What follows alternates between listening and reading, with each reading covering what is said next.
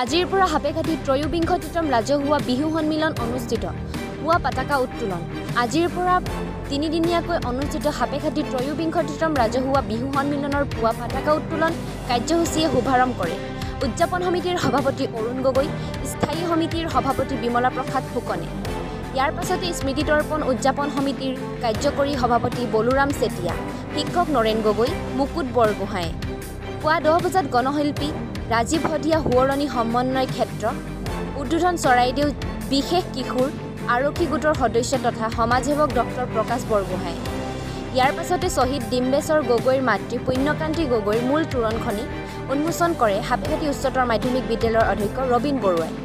পুৱা 11 বজাত বাৰেবৰণীয়া শোভাযাত্ৰা উদ্বোধন কৰে DY 365ৰ জ্যেষ্ঠ সাংবাদিক নিগদা শিক্ষা বৰাই হাপেখাতিৰ পৰা সুমিত গুৰুঙৰ ৰিপৰ্ট টাইম 60 অসম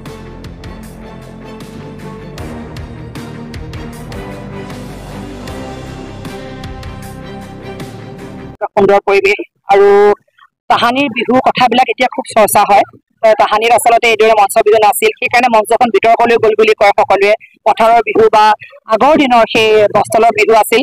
কিন্তু যি সাংস্কৃতিক শোভাযাত্ৰা আপোনালোকে আয়োজন কৰিছে বা ইয়াত আয়োজিত হৈছে এটা সুন্দৰ মঞ্চ ৰাখিও